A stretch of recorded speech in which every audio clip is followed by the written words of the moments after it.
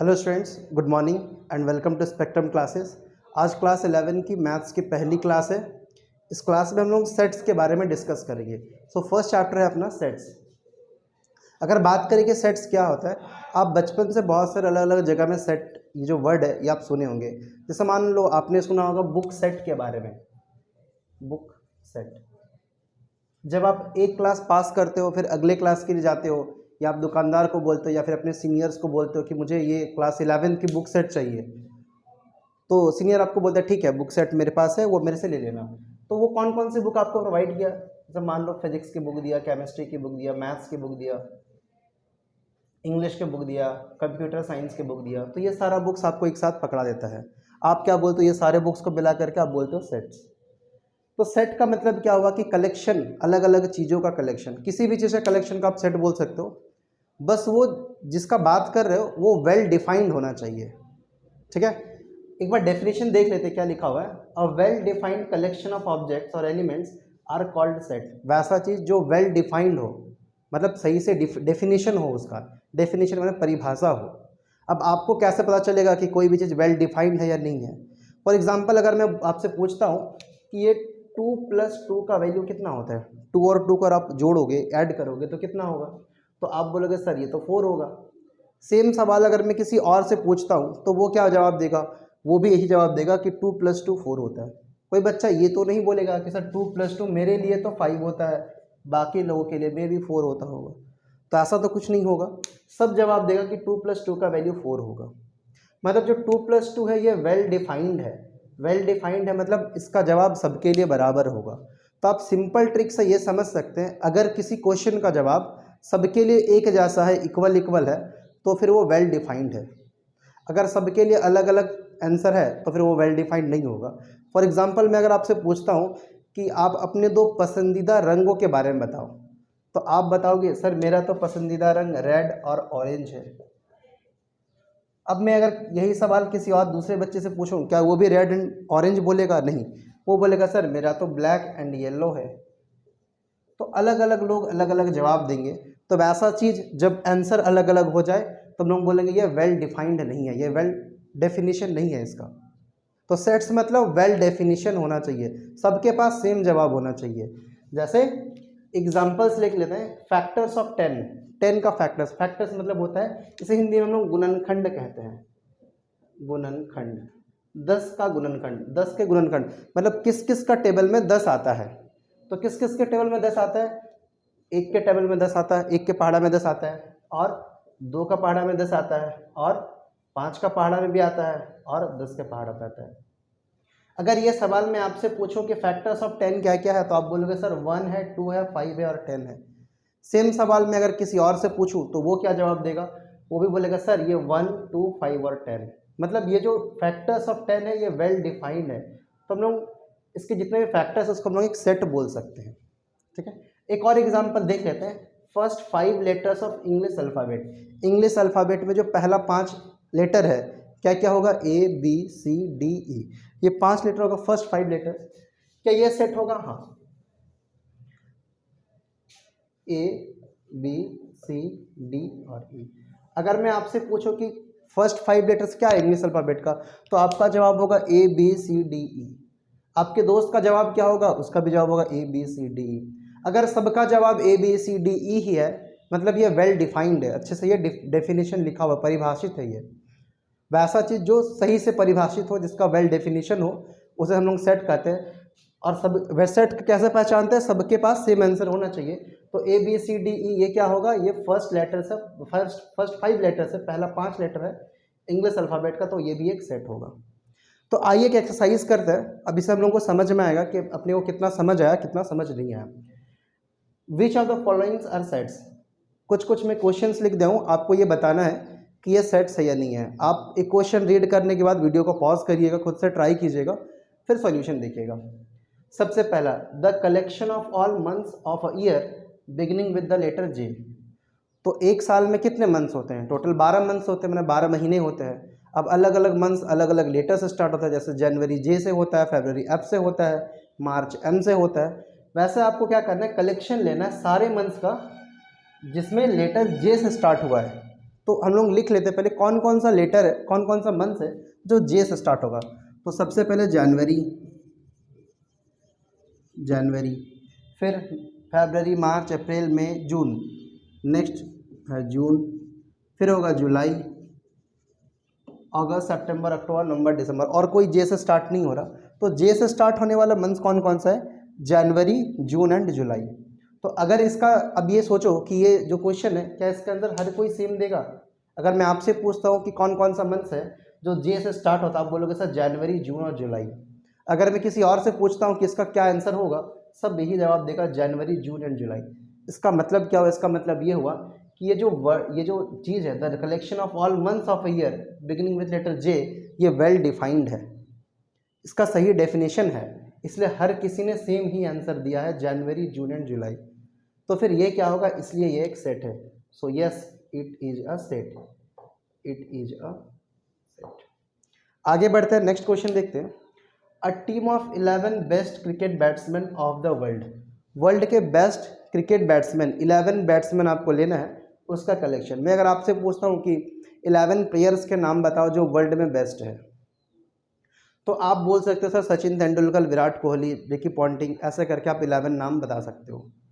अगर सेम सवाल मैं आपके दोस्त से पूछूं तो वो अपना पसंदीदा बताएगा, उसको जो बेस्ट लगता है वो बेस्ट बताएगा वो। अब ऐसा कोई पैरामीटर तो नहीं है कि बेस्ट को ऐसा चुना जा सके। आप कोई भी मैच, वर्ल्ड कप या फिर आईपीएल के बाद आप देखते होंगे अलग अलग क्रिकेट एक्सपर्ट अपना अपना बेस्ट 11 बताते हैं और सबके आंसर्स अलग अलग होते हैं। इसलिए जो बेस्ट 11 बता पाना वो पॉसिबल नहीं है, क्योंकि बेस्ट 11 बताने के लिए कोई पैरामीटर नहीं है, कोई डेफिनेशन नहीं है कि ये होगा तो ये बेस्ट होगा, ये होगा तो ये बेस्ट नहीं होगा। कुछ खिलाड़ी अपने ज़माने में भी बेस्ट रहे होंगे, बट अभी वो खिलाड़ी बहुत अच्छे नहीं हैं। कुछ खिलाड़ी ऐसे हैं जो अभी बहुत अच्छा खेलते हैं लेकिन पहले वो अच्छा नहीं खेल रहे थे। तो आप ऐसे बेस्ट को डिफाइन नहीं कर सकते। So it is not a set, it is not a set. Next है the collection of all boys in your class. अगर सेम सवाल, आपको कैसे सेट पहचानना है? आप सेम सवाल 10 लोगों से पूछ लो, अगर सबका आंसर सेम है तो ये सेट है, अदरवाइज सेट नहीं है। तो आपके क्लास के सारे बॉयज़ का कलेक्शन, अगर मैं आपसे पूछूं कि आप जिस स्कूल में पढ़ते हैं 11th क्लास में कितने सारे बच्चे हैं, कितने बॉयज़ हैं, तो आपके बोलोगे सर मेरे स्कूल में तो 16 बॉयज़ है, और 16 बॉयज़ का आप नाम आराम से नोट कर सकते हो। मैं सेम सवाल अगर आपके दोस्त से पूछूं कि बताओ भाई आपके क्लास में कौन कौन से बच्चे हैं, तो उसका भी आंसर तो बिल्कुल सेम टू सेम नहीं होगा। मैं किसी और से पूछूं तो सबका आंसर सेम होगा। इसलिए ये क्या होगा? ये एक सेट होगा। The collection of all boys in your class, yes it is a set, yes it is a set. Next question पे आते हैं। The collection of all natural numbers less than 100। Natural number मतलब प्राकृतिक संख्याएं। प्राकृतिक संख्याएं कहाँ से स्टार्ट होती है? प्राकृतिक संख्या स्टार्ट होती है 1 से। 1 2 3 4 5 6 7, ये सारे नंबर्स क्या है? ये सारे नंबर प्राकृतिक संख्या है या नेचुरल नंबर है, ये नेचुरल नंबर है। अगर हम बात करें होल नंबर का, तो होल नंबर कौन कौन सा होता है? होल नंबर स्टार्ट होता है 0 से। 0 1 2 3 4, ये सारा नंबर है होल नंबर। ठीक है, अभी आते हैं the collection of all natural numbers less than 100, जो 100 से छोटा नेचुरल नंबर। तो 100 से छोटा नेचुरल नंबर क्या क्या होगा? 1 2 3 4 5 6 7 8 9 10 11, ऐसे करते करते 99 तक। तो ये सारे नंबर से जो 100 से छोटा है, तो क्या ये सेट होगा? जी हाँ, बिल्कुल सेट होगा। Yes it is a set, yes it is a set. I hope अब तक आप लोगों को समझ में आ रहा है कि कौन सा सेट है कौन सा नहीं है। अगर मैं सवाल ये सबसे पूछूं कि क्या क्या होगा बताओ जो 100 से छोटा है, सब जवाब वही देगा सर 1 से लेकर 99, सर 1 से लेकर 99। तो इसलिए ये भी एक सेट होगा। Next the collection of questions in this chapter. अगर इस चैप्टर में जितना सारा क्वेश्चंस है, ये एनसीईआरटी बुक है, सेट्स चैप्टर का बात कर रहे हैं, इसमें जितना सारा क्वेश्चन है, मान लो कि 50 क्वेश्चन है। अगर मैं आपसे पूछूं कौन कौन सा 50 क्वेश्चन, तो आप एक नोटबुक में आराम से मेरे को 50 क्वेश्चन लिख सकते हो। सेम क्वेश्चन में अगर आपके दोस्त से पूछो तो वो भी सेम 50 क्वेश्चन लिख करके देगा। इसलिए इस क्वेश्चन का आंसर सबके लिए सेम है। तो the collection of all question in this chapter, yes it is a set, yes it is a set. Next, collection of most dangerous animal of the world. अगर मैं आपसे पूछूं कि अलग अलग जानवर से मैं अगर पूछूं भाई सबसे डेंजरस कौन है, आप बोलोगे सर सबसे डेंजरस तो लायन और टाइगर है। बट मैं अगर एक मक्खी से पूछूं कि सबसे डेंजरस कौन है, तो वो ऑब्वियसली लायन और टाइगर का नाम नहीं बताएगा। अगर मैं एक वायरस से पूछूं सबसे डेंजरस कौन है, क्या वो लायन बताएगा कि क्या वायरस लायन से डरता है? बिल्कुल नहीं डरता है। वायरस तो एक बैक्टीरिया से डरेगा, तो उसके लिए सबसे डेंजरस एनिमल हो जाएगा बैक्टीरिया। कहने का मतलब है इस क्वेश्चन का आंसर सबके लिए अलग अलग होगा, किसी को कोई डेंजर लगता हो, किसी को वो डेंजर नहीं लगता होगा। तो a collection of most dangerous animals in the world, no it is not a set, no it is not a set, not a set. अब आते हैं नेक्स्ट टॉपिक पे। कुछ इंपॉर्टेंट सेट्स है और उसके सिम्बॉल्स है जो आपको याद कर लेने चाहिए। सबसे पहला है एन। एन मतलब the set of all natural numbers, जितना भी नेचुरल नंबर है उसके सेट को हम लोग एन से डिनोट करते हैं। ये सारा वर्ड्स, ये सारा लेटर्स आपको इस चैप्टर में बहुत बार देखने को मिलेगा, इसलिए आप लोग इसको याद कर लोगे। तो इसमें कौन कौन सा नंबर्स आएगा? The set of all natural numbers, इसमें आपका 1 आएगा, 2 आएगा, 3 आएगा, 4, 5, 6, ऐसे करते करते जितना भी नंबर्स है सारा नंबर्स में आ जाएगा। तो जब भी मुझे नेचुरल नंबर कहना होगा, मैं नेचुरल नंबर नहीं लिख के सिंपल कैपिटल एन लिख दूंगा, और आपको समझ जाना कि ये नेचुरल नंबर की यहाँ पर बात हो रही है। आगे जेड। जेड का मतलब क्या होता है? The set of all integers, सारे इंटीजर्स को हम लोग जेड से डिनोट करते हैं। इंटीजर्स में क्या क्या आएगा? इंटीजर्स में 0 आएगा, 1, 2, 3, 4, 5, 6, ये सारा नंबर्स आएगा।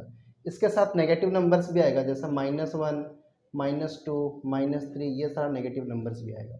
तो z मतलब the set of all integers. Integers मतलब 0 नेचुरल नंबर और उसके साथ साथ में सारे नेगेटिव नंबर्स भी। बट हाँ, जैसे इसमें कौन कौन सा नंबर्स नहीं आएगा? जैसे 1.5, जी हाँ ये नहीं आएगा, 2.5 ये भी नहीं आएगा, -1.9 ये भी नहीं आएगा, ये सारा नंबर्स इसमें नहीं आएगा।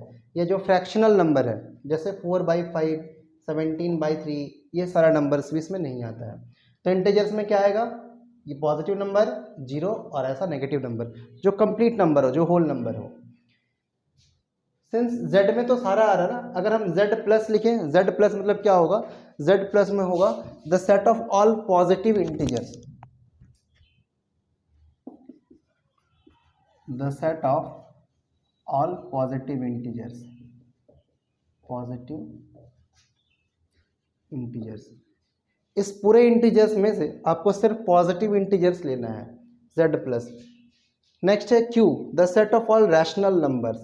रैशनल नंबर्स मतलब क्या होता है कि कोई भी नंबर जिसको आप p/q के फॉर्म पे लिख सकते हो उसे रैशनल नंबर कहते हैं। जैसे मान लो 4/7, 3/5, 6/9, 0/5, 10, 8, ठीक है। 10 को भी तो आप ऐसा लिखते हो, 10 को 10/1, 8 को आप 8/1। तो कोई भी नंबर जिसको आप इस तरह से फ्रैक्शन के फॉर्म पे लिख सकते हो, इस नंबर को हम लोग कहते हैं रैशनल नंबर। अब ये नंबर्स में भी पॉजिटिव भी हो सकता है, मे भी नेगेटिव भी हो सकता है। तो अगर हम q प्लस लिखें मतलब क्या होगा? The set of all positive rational numbers, the set of all positive rational numbers. Rational numbers में कौन कौन सा नंबर्स नहीं आता? रैशनल नंबर में जैसे नंबर नहीं आएगा आपका √2, √5, √7, √10, ये सारा नंबर रैशनल नंबर नहीं है।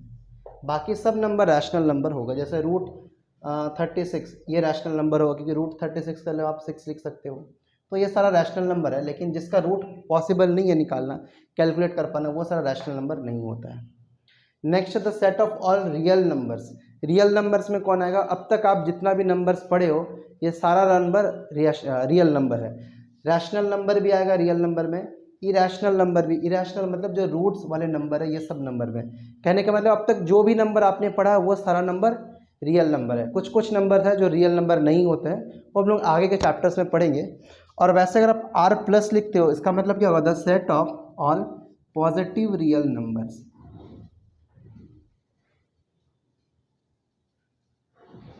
तो किसी भी लेटर के पहले अगर ऊपर में सब्सक्रिप्ट में ऐसा प्लस लिखा हो, प्लस का साइन आपको दिखे, इसका मतलब समझ जाओ कि वो सिर्फ पॉजिटिव नंबर्स का ही बात कर रहा है। आज का क्लास बस यहीं तक, बाकी हम लोग नेक्स्ट क्लास में करेंगे।